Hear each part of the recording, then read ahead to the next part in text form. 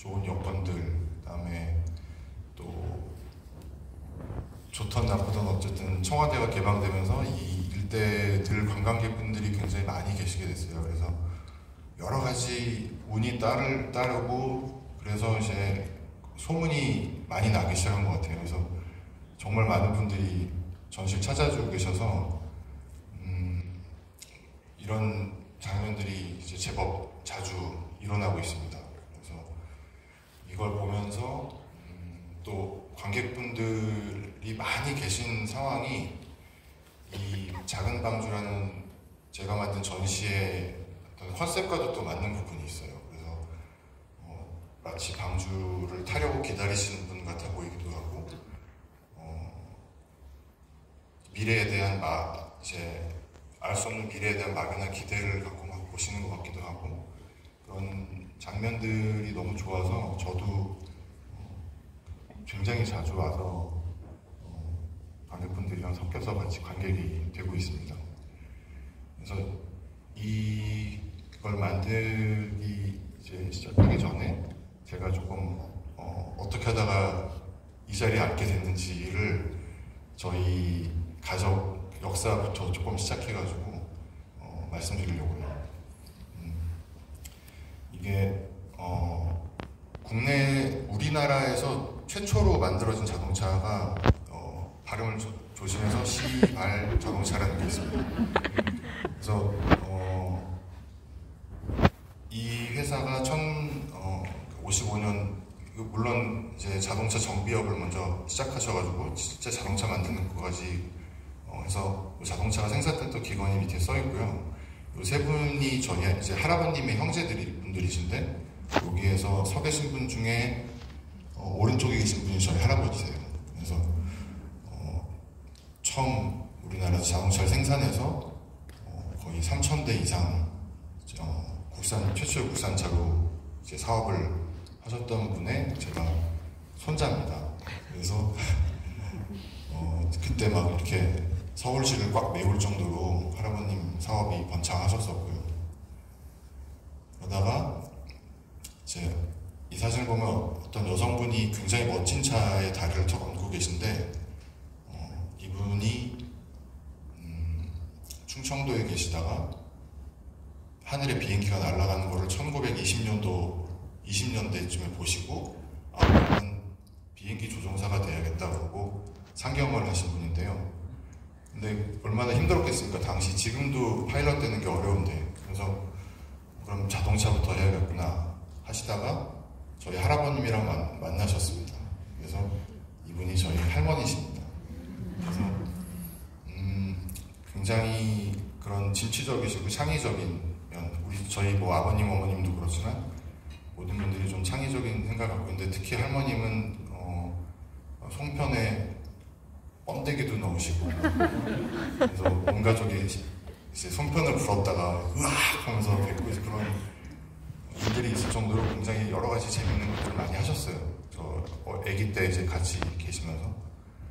그리고 저희가 원효로라고 지금 전자상가인데 살았는데 그 앞에 이제 여의도가 옛날에는 이렇게 공항이었습니다. 그러니까 서울에 공항이 처음 생겼을 때가 여의도에 생겼었는데 거기에 저 다리를 건너서 저를 굉장히 자주 데리고 가셨어요. 그래서 그때는 그렇게 느끼질 못했는데 나중에 파일럿이 되고 싶었다는 걸 알고 저기 왜 가셨냐면 저 비행기가 막 전시돼 있었어요. 그러니까 한국전쟁 끝나고 이제 미군들이 남겨놓고 간 것들을 작동은 안 하지만 저렇게 전시해 놓은 곳이 있었는데 거기를 굉장히 자주 저를 데리고 가서 비행기 안에도 보여주고 그래서 저때 연도가 언제쯤인가 요즘에 찾아보니까 제가 4, 5살 때 정도더라고요.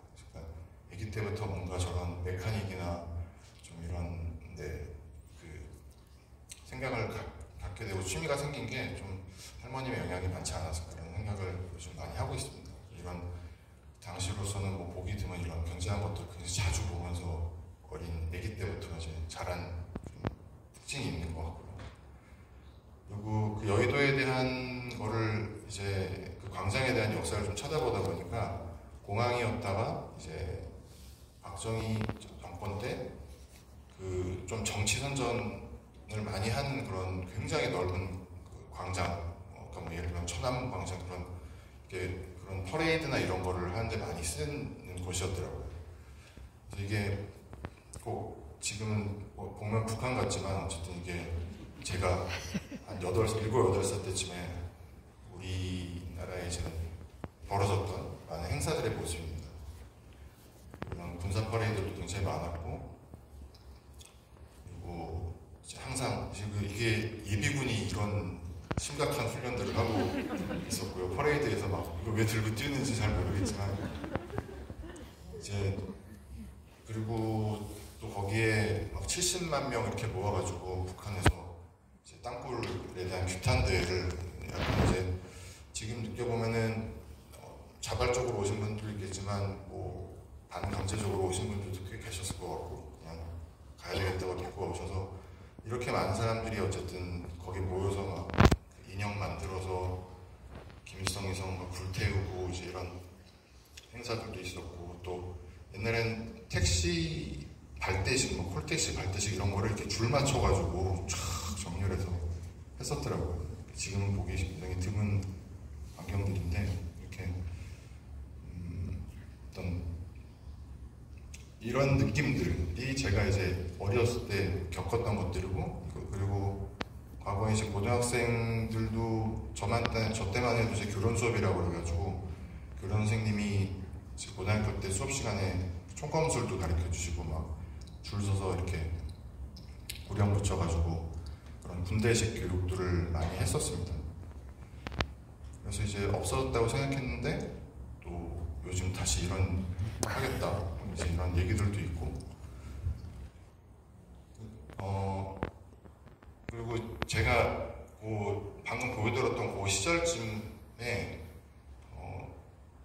그 냉전이 굉장히 미국과 소련 간의 냉전 시대가 아주 심각했던 때고 서로 이제 군비 증강하면서 막 핵전쟁이 곧 일어날 거야라는 뉴스가 항상 나오고 그다음에 초등학교에서도 방공호가 다 있고 학교마다 거기 이제 종치면은 일주일에 한 번씩 방공호에 들어가가지고 핵폭탄이 인근에서 터지면 뭐 이렇게 해라 손가락으로 뭘 맞고 엎드려서 그러면 네가 살 수 있다 이런 교육을 훈련을 늘상 이제 했던 때였습니다. 그리고 지금은 없었지만 민방위 하면 뭐 모든 다 정지하고 모든 걸 하던 걸 스톱해야 되는 그런 상황들이었고 그런 시절에 유일하게 제가 희망을 가질 수 있었던 거는 만화에 나오는 이런 로봇들이었어요. 그래서 보면 항상 주인공들이 로봇인 경우가 많고 그들이 어떤 불특정의 어떤 악의 무리에 대항해서 그걸 이제 물리치고 이런 것들을 계속 보면서 자라다 보니까 뭔가 해결해야 될 이런 고난들을 해결하려면 뭐가 필요하겠구나. 그리고 거기에는 이제 이런 연구소가 항상 나오고 그리고 박사님이 항상 등장합니다. 그 파일럿들은 보면 너무 과격하고 항상 위험한 목숨이 좌지우지되는 그런 상황 앞에 놓여 있고 박사님들은 다음 주에는 내가 뭘 달아줄까 이러면서 이제 항상 새로운 어떤 기능들을 로봇한테 막 넣어주면 그 또 새로운 기능으로 로봇을 이제 적용을 물리치고 이런 걸 보면서 내가 되어야 될 것은 과학자구나. 과학자가 돼서 좀 지금도 그렇지만 평화주의자적인 면이 있어서 이렇게 뭐 적을 물리치고 막 쳐들어가서 싸운다기보다는 그냥 그 시끄럽고 무서운 그런 상황으로부터 탈출시켜주는 그런 로봇들을 늘 상상했어요. 그리고 많이 그러니까 엎드려서 이제 그림 그리는 게 거의 제 어린 시절에 굉장히 많은 놀이였는데 전쟁이 왜냐면 항상 전쟁이라는 거는 늘 일상에 이렇게 뭐 일상처럼 돼 있는 거였기 때문에 전쟁이 나면 어떻게 해야 되지 이런 거에 대한 상상을 많이 했던 것 같아요. 그래서 뭐 핵폭탄이 터져도 끄떡없는 지붕, 그 다음에 100년치 쌀이 저장되어 있는 창고, 그 안에 물도 있고 거기 가족들의 오락실 뭐 이런 것들이 다 있는 그런 조그만 지금 생각하면 벙커라고 그럴까요? 그런 걸 굉장히 많이 그렸던 것 같아요. 그리고 그래서 그런 시절이었는데 이제 그건 또 지나가겠지 했는데 또 요즘 다시 그런 얘기가 다시 돌고 있고,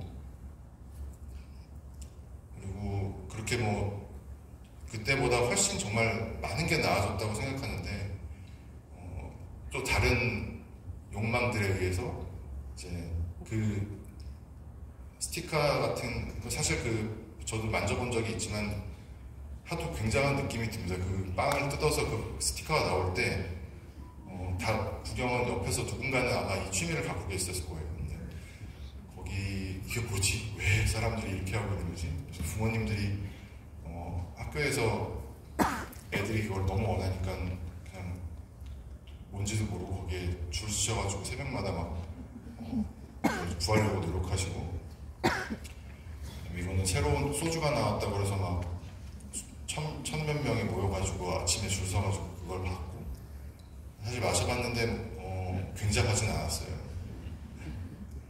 이게 약간 내가 원하는 건지 아니면 남들이 원해서 나도 원하게 되는 건지 막 이런 것들이 늘 헷갈리는 세상이잖아요. 그래서 그런 것들에 대해서 많이 생각을 하면서 살게 됐어요. 그리고 약간 아무것도 아닌데 굉장히 가치를 부여하기 시작하면 끝도 없이 우리는 가치를 부여할 수 있잖아요. 그리고 가치가 없다고 생각하기 시작하면 그것도 또 아무것도 아닌 걸로 정말 중요한 것 같아 보이는 것도 아닐 수도 있고, 그리고 뭔가 점점 더 나아지고 있고 과학이 발달해서 지금 인류가 다 이렇게 뭔가 좀 더 나은 방향으로 가고 있는 것 같아 보이지만 또 어느 한 구석에서는 우리가 입는 옷들이 제가 항상 느끼는 게 들어간 공보다 그러니까 그 정말 한 땀 한 땀 단추도 다 달고 막 박음질하고 해가지고 만든 그 옷의 가격이 우리가 느낄 때 생각보다 굉장히 싸다는 생각을 많이 하게 됐었는데, 그게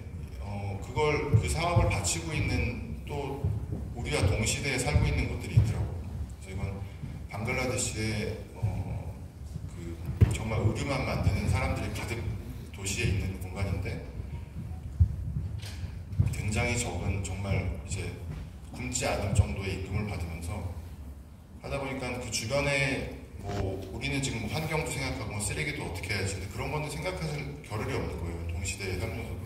그래서 거기에 있는 이런 강은 완전히 이제 옷을 만들고 남은 쓰레기들로 가득 차서 그러니까 정말 쓰레기 옷 더미가 흘러다니는 그런 강이 돼버리는 거죠.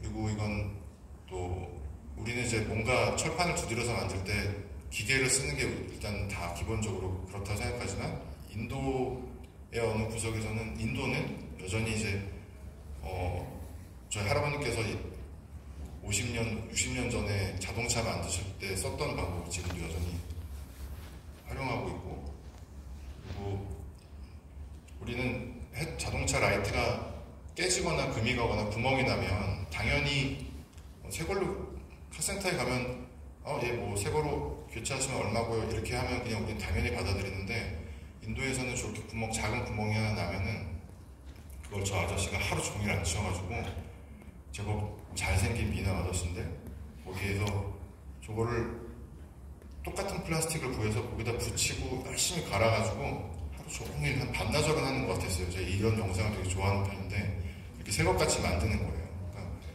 그러니까 우리는 당연하게 생각하는 새 라이트를 어디서는 아직 그 구멍을 메워서 그분의 인건비보다 저걸 라이트가 더 비싸기 때문에 이게 너무 당연하게 여겨지는 동시대의 세계도 있고, 그런 것들을 생각하다 보니까 다시 연결돼서 제가 굉장히 아까 보여드렸던 제가 7, 8살 때의 세계에서 느꼈던 것들이 다시 떠오르기 시작했어요. 뭔가 항상 좀 더 나은, 지금이 아닌 조금 더 나은 곳으로 계속 가고 싶어 하고, 그 다음에 과학이 발달하고 시스템이 더 정교해지고 네트워크가 발달해서 예전에는 할 수 없었던 꿈들을 사람들이 정말 많이 기술적으로 이루고 살지만 여전히 변하지 않고 반복되는 부분들이 있구나라는 생각을 하게 됐어요. 그래서 거기에 대한 원인은 결국 변하지 않는 사람들의 끝없는 욕구들, 호기심, 좀 더 지금보다 좀 더 나은 곳이 있지 않을까 생각하는 거, 그리고 같은 일을 계속 반복해서 하는 거에서 힘들어하고, 그런 욕망들이 뭔가 약간씩 서로 조정되지 않으면은 끝없이 그냥 환경이 달라지는 것과는 상관없이 그런 아픈 역사들을 계속 반복하겠구나라는 느낌을 가졌어요. 그래서 여전히 아기 때 그렸던 제가 그래도 로봇가 하나 나와 있는데, 그것도 석유가 고갈되니까 위장이 있고 이런 이제 안에 기계 장치를 그리는 게 저의 아기 때 취미였는데, 바닷물을 먹어도 되고 이제 그런 걸 상상했던 거에서 그게 방주라는 어떤 매개체를 통해서 우리의 욕망들을 다 떠안고 더 좋은 걸 해결해주는, 그 많은 욕망들을 해결해줄 수 있는 것을 꿈꿀 수 있지 않을까? 그거에 가능할까라는 질문을 던지기 시작했고, 그래서 그걸 어떻게 해서 전시를 통해서 보여줄 수 있을까를 하나씩 뒤져나가게 됐습니다. 그래서 처음 시작한 거는 이제 지금까지 제가 스케치북에만 있었고 실현되지 않았던 아이디어들을 한데 모아보기 시작했고요. 그래서 그 안에서 맥락을 찾아봤는데 그 안에서 느껴지는 게 항상 아기 때부터 뭔가 과도한 좀 책임감 같은 게 있는 것 같아요. 그래서 내가 이 힘든 모든 일들을 다 구원해야 되지 않을까라는 과대망상적인 어떤, 그러니까 어린 시절 만화의 주인공들이 꼭 자기가 나서서, 자기도 도망가는 사람 중에 하나일 수도 있는데 항상 제일 앞장서서 나서잖아요. 약간 그런 거에 세뇌되어 있는 듯도 해요. 그래서 제가 한 10년 전에 스케치북에 낙서한 거에 이런 말이 있더라고요. 예술로 세계를 구원할 수 있지 않을까? 그런 생각까지도 했던 것 같아요. 그런 것들을 이제 전시를 통해서 뭔가 하고자 했던 저 자신, 그럼 그걸 진짜 제가 세계를 구원하겠다고 이 전시를 하는 게 아니라 그런 생각을 막연히 하고 있었던 자신을 전시를 통해서 표현해보고 싶었다고 말씀드리면 제일 나을 것 같아요. 그래서 그래, 그걸 한번 해소해보자. 내가 구원할 수 있겠니? 라는 질문을 했고, 결론은 그림 그리는 과정에서 끝없는 욕망을 다 담을 수 없다는 생각을 하게 됐어요. 그리고 너무 당연한 거고, 그래서 그 안에다가 그 순환되는 역사를 담아보자. 우리가 욕망이라는 게 수만 년 전부터 인간이 갖고 있었던 게 늘 변함없이 갖고 있고, 그 다음에 지금의 시스템이 그걸 더 많이 부추기고, 내 자신의 욕망뿐만 아니라 동시대에서 정말 스마트폰만 열면은 초단위로 어마어마한 남들의 욕망을 볼 수가 있잖아요. 부추김을 볼 수 있고, 그 다음에 기업들이 살아남기 위해서 끊임없이 이 사람의 성향까지 파악해가지고 인공지능으로 가장 이 사람이 사고 싶어하는 만한 욕구를 막 부추겨가지고 5번 SBS 보다가 MBC로 넘어가는 동안 쇼핑 채널이 한 5개 지나가면서 저도 가끔 공구 같은 게 나오면 멈추고, 한 번도 사고 싶지도 않았던 공구인데 막 그러면서 한참 동안 그걸 보게 되고 누굴까 말까 막 이런 고민을 하게 되고, 이런 속에서 살고 있다 보니까 이제 결국 끝없는 그런 거에 대한 이야기, 그런 욕구에 대한 이야기를 방주를 통해서 해보고 싶었어요. 그래서 그걸 이제 구체적으로 하나씩 그리기 시작했고,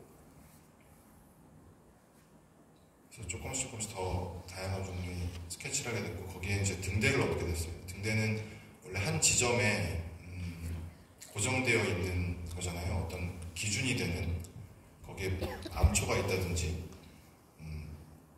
어떤 지형의 끄트머리에서 위치를 보여준다든지, 그걸 기준점이지만 방주에 등대를 시키게 된 거는 그 기준이라는 것마저도 우리가 어떻게 생각하는 거에 따라서 항상 변한다고 생각했어요. 그래서 예를 들면 이전 대통령은 정말 우리를 잘해줄 것 같아 라고 사람들이 다 투표를 하다가 한 3, 4년 지나면 다시 실망하고 기준이라고 했던 사람을 또 다른 사람에게 옮겨가고 또 다른 사람에게 옮겨가고 그게 뭐 역사 보면 많은 사람들이 힘들어할 때 꼭 굉장히 목소리 큰 사람이 나와서 사람들이 막 지지를 얻다가 다 망쳐놓고 쫓겨나고 그런데 대중은 우리들은 또 새로운 사람을 또 뽑죠. 또 새로 만들어 놓고 그러니까 뭔가 누군가에게 내가 할 일을 대신 맡기는 순간부터 굉장히 많은 문제들이 생기기 시작하는 것 같아요. 그래서 그런 이야기들을 그런 순환의 방주를 통해서 이제 조금씩 구체적으로 그려왔습니다. 그래서 이제 가상 공간에서 요즘 작업을 많이 하거든요. 그래서 실물처럼 막 공간에다가 페인팅을 할 수 있어요. VR 장비를 쓰면 이제 그걸로 구체적인 이제 아이디어들을 점점 정리해가고 그래서 정교한 스케줄링이 필요했고요. 저희 스텝 중에 스케줄링이 달인이 있습니다. 그리고 설계를 그 스케줄에 맞춰서 설계를 시작하고 구체적인 날개들의 움직임이나 이런 걸 시작하고 이제 저희 스텝 중에 저랑 이제 그 두 분 다 저랑 20년 넘게 일했는데 전자공학 파트 쪽에서 그 날개를 움직이기 위한 CPU도 설계하고 그걸 테스트하는 과정이 있었고요. 이렇게 해서 전체적인 설계를 하게 되고 그 기계적인 설계 부분은 제가 거의 혼자 하고 있습니다. 이제 등대를 어떻게 할 것인가 그래서 구체적인 설계들을 진행하게 되고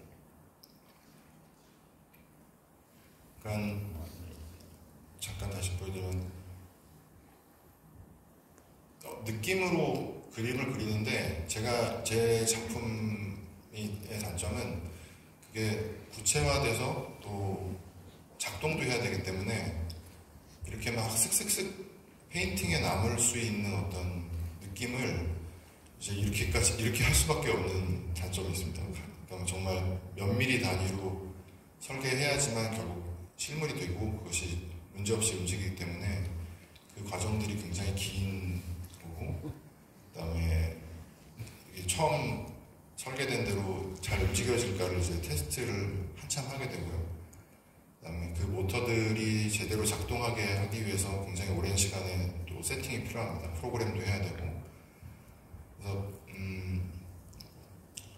이렇게 해서 이제 작년 한 3월달쯤에 프로토타입이 처음 나와서 이게 6개월이라는 이번 전시가 굉장히 긴 기간을 갖고 있기 때문에 그동안 잘 버텨줄지를 봐야 되기 때문에 작업실에 하나를 만들어서 먼저 그걸 2, 3개월 계속 틀어놨습니다. 그러니까 밤에도 끄지 않고 그냥 무엇이 먼저 망가지는지 손보기 위해서, 그러니까 알아내기 위해서. 다행히 지금도 잘 움직이고 있습니다. 그래서 그게 이제 설계가 확정되고 나서 저 방주에는 70개의 똑같은 날개가 만들어져 있거든요. 그래서 그거에 대한 행상을 시작하고 저희 작업실에서는 저걸 만들 공간이 없기 때문에 창고를 하나 임시로 빌렸습니다. 그래서 저 빈 곳에 정말 작품이 채워질 거라고 생각하는데 이제 슬슬 채워지기 시작하죠. 그래서 이제 베이스가 만들어지고 거기에 방전에 조졌던 하나하나 테스트된 날개들을 이제 조립하기 시작합니다. 지금 보시는 정도의 인원으로 거의 저걸 다 했어요. 아까 보셨던 그 빡빡한 스케줄 보드 보셨잖아요. 그거대로 잘 따라가면 저렇게 됩니다. 조립을 하게 되고 또 저 날개를 어떻게 할 것인가. 날개 재질은 그 주변에 제일 많은 게 뭘까? 가볍고 튼튼하고 그다음에 한 번 쓰고 버려지는 것들. 그러니까 욕망을 위해서 박스가 와가지고 한 번 쓰고 나면 그냥 순간적으로 며칠 사용되고선 버려지잖아요. 그런 거 사용하면 좋겠다라는 생각이 들어서 이제 동네에서 폐지를 수집하시는 분이랑 잘 교섭을 해서 많이 얻었습니다. 그리고 지금은 안 돼 있지만 만들어질 당시에 그 노 하나하나가 사람 하나하나의 개인들을 상징하는 테스트도 해봤었어요. 근데 이제 이건 너무 설명적이고 과하다. 상상의 여지를 없애서 이거는 하진 않았습니다. 그래서 이제 요 스텝들이 그 방주를 만든 스텝들입니다. 여기 아마 와 있을 것 같습니다. 그리고선 이제 제가 이제 다음 나오실 연사님 소개하기 전에 지금 혹시 시간이 네? 빨리 해야 되나요? 네. 이 프로젝트 시작할 때 동네에 여러분들 아시는 소설가 김영하 작가님이 살고 계셨었는데 저랑 2년 인사만 했었지 한 번도 작업실에 오신 적이 없었는데 작업실에 오시는 날 누구를 데려갈게요. 두 분이 잘 맞을 것 같아요 라고 하면서 누구를 데려왔습니다. 근데 음악가시라는 얘기만 듣고 굉장히 똑똑한 사람인데 한번 만나보세요 이렇게만 제가 얘기를 드렸어요. 우선 만났는데 제가 만나기 전까지는 알지 못했었어요.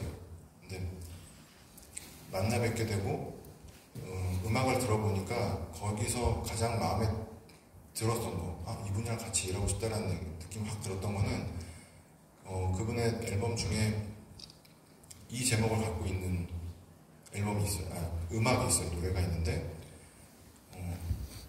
이 가사를 듣고 음악을 듣는 순간 내가 지금까지 이야기하고 싶은 게 그냥 이 가사 안에 다 담겨있는 것 같다는 생각을 하게 됐어요.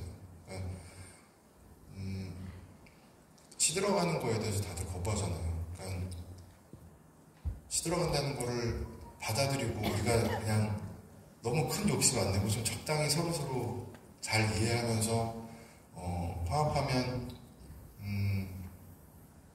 좀 더 재밌게 살 수 있지 않을까라는 어떤 그런 얘기를 이렇게 시적으로 표현해 줄 수 있는 사람이구나. 그리고 거기에 음악을 실어서 굉장히 정교한 음악을 만들죠. 가사도 그렇고 음악도 멜로디도 그렇고 거기에 들어간 사운드들도 그렇고 그래서 한번 같이 해보고 싶다는 생각이 들게 됐어요. 그래서 작품 구상을 하면서 이희연님의 음악을 계속 들으면서 작업을 하게 됐고요. 그래서 좀 더 빨리 만나고 싶었는데 한 6월 말 정도까지 좀 바쁘다는 얘기를 듣고 이 사진이 툭 왔어요. 네. 저 옆에 있는 사람 혹시 누군지? 빨간 옷이 이희연 작가고요. RM입니다. RM. 저희 집에 와서 지금 같이 작업을 하고 있다는 사진 하나 좀 보냈어요. 내가 지금 무슨 일을 한 거지? 이런 사람을 내가 나랑 같이 일해줄까라는 고민도 들고 기대도 되지만 걱정도 되고 한 번도 일해보지 않았었으니까. 근데 하나 확신 들었던 건 이전에 했던 미디어 아티스트로 사실 출발하신 분이었어요. 그래서 이전에 했던 작업들을 보면서 조금은 더 확신을 갖게 됐고 그리고 이제 7월 들어오면서 저랑 같이 만나서 어떻게 저 방주를 운영해 갈 것인가. 그래서 이게 어떤 거냐면 저희 작업실에서 저희 스태프들과 나중에 생각해보면 아주 좋은 악기를 만드는 것 같은 느낌. 그러니까 아주 좋은 공연을 펼치고 원하는 대로 움직여주고. 그러니까 이현 작가가 뭔가 이런 음악 사운드를 만들고 싶은데 저런 움직임을 만들고 싶은데 하드웨어가 구멍이 나 있으면 소리가 이상하게 날 거잖아요. 그런 식으로 방주도 날개가 지금 하나도 서로 안 부딪히고 움직이지만 그게 정말 안 부딪히고 스쳐 지나가면서 지금같이 움직이게 되기까지 어마어마한 노력들이 들었거든요. 그러니까 그 창고에 정말 에어컨 간신히 조그만 거 틀어놓고 막 땀 벌벌벌 흘리면서 좋은 소리를 낼 수 있는 악기를 만드는 그 과정들을 겪고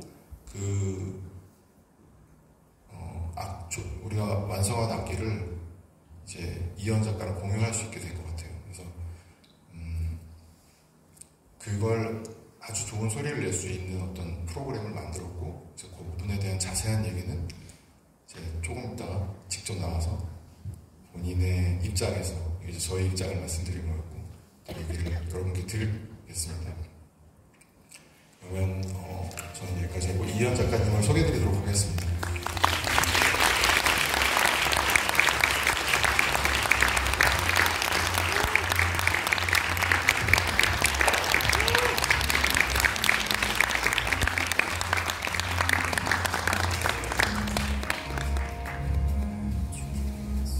안녕하세요. 네. 최호랑 작가님은 다들